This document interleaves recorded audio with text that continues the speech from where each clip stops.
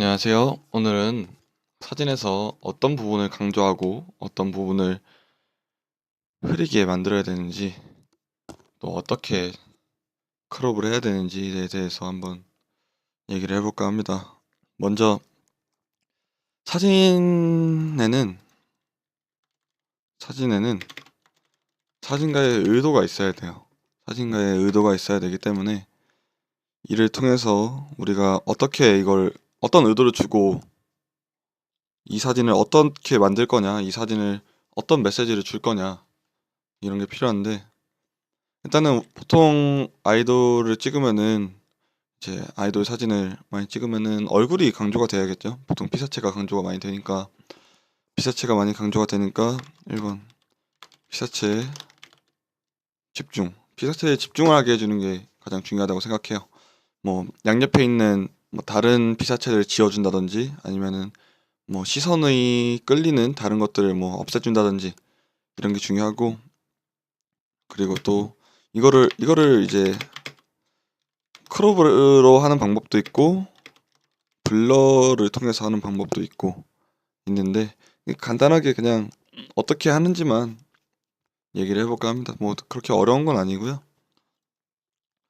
이 사진 같은 경우는 이제 원본이 이건데, 이제 완성본은 이거거든요. 완성본이 이거고 원본이 이거고 완성본이 이거예요. 근데 이제 보면은 좀 어색하게 지어지긴 했는데, 여기 보면은 옆에 멤버가 안 보이죠? 완성본에서는. 또 일부러 크롭을 안 했어요. 보통 이제 이 멤버가 있으면은 이걸 안 보이게 하려고 뭐 이런 식으로 한 다음에 지우면 되게 편하거든요. 보통 뭐 이런 식으로 할 수 있는데, 이러면은 이 G가 잘리잖아.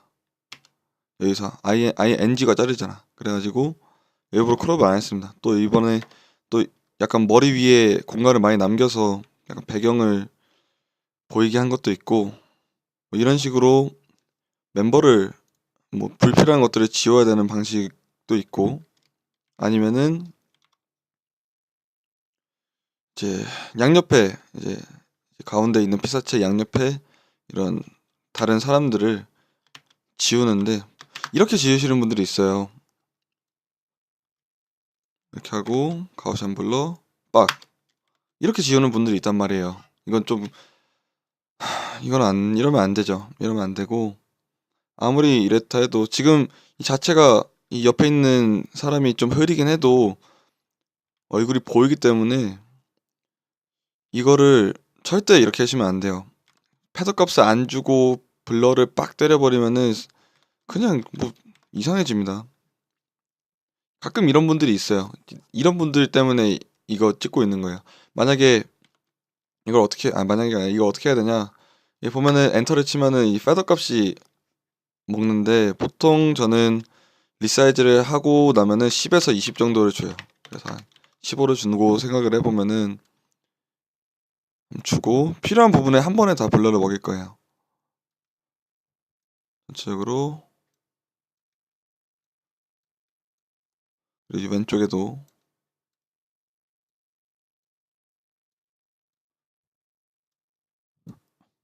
이런 식으로 한 다음에 한 번만 더 하자. 이런 식으로 한 다음에 블러를 주면은 좀 다시 좀 조절해서 이런 식으로만 주면은 아까보다 훨씬 자연스럽죠. 아까 그 막 패드값은 안 좋네. 그 막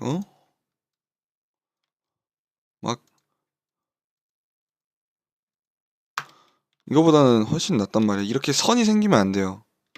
이런 라인이 생기면은 굉장히 사진이 부자연스러워지고, 오히려 이런 걸 시강이라고 하죠. 시선을 다 뺏어버리기 때문에 이런 거는 하지 마시고, 이런 식으로 자연스럽게 블러를 패드 값을 꼭 주셔서, 이 선택 도구에서 패드 값을 꼭 주셔서 하시면 됩니다. 만약에 이거는 그냥 알려드린 건데, 만약에 이제 자기가 이렇게 열심히 선택을 했어요. 다 이렇게 막 선택을 했어. 선택 막 했는데, 아, 맞다, 까먹고 패드 값을 안 지정했다. 이러면은 Shift F6을 주면은 Shift F6을 누르시면은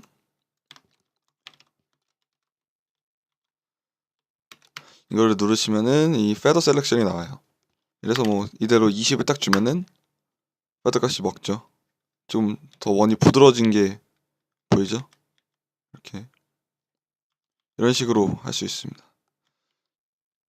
이런 식으로 페더 줄 수 있고, 또 다음은 크롭에 대해서 한번 얘기를 해보면은, 이제 보통 저 같은 경우는 이렇게 크롭을 최대한 안 하는 식으로 인물을 최대한 크게 찍는 걸 좋아하는 편인데, 이제 갑자기 인물이 훅 내려앉거나 아니면은 뭐 거리가 멀다 뭐 이런 거 같이 거리가 멀면은 이제, 아니면은 또 이제 바디가 약간, 바디 측거점 중에서 이 가운데 측거점만 써야 되는 그런 바디들을 써야 되면은 이렇게 핀을 가운데로 잡아야 되니까 이렇게 머리 위에 공간이 남을 수가 있어요.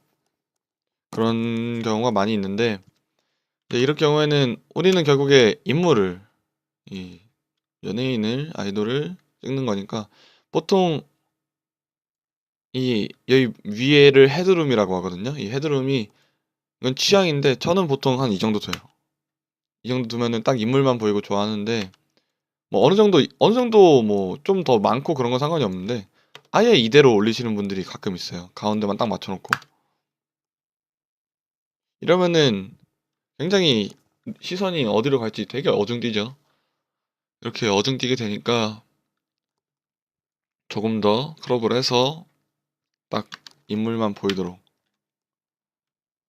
가운데 사람에게 집중이 될 수 있도록 해주는 게 중요하다고 생각을 합니다. 이 머리 위에 공간 조금만 남겨주시고, 취향대로 조금만 남겨주시고, 이렇게 많이 남기면은 되게 이상해.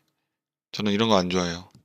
뭐 취향이지만 그래도 좀 더 나은 사진을 위해서는 지켜줘야 되는 여러 가지 기술들이라고 생각을 합니다.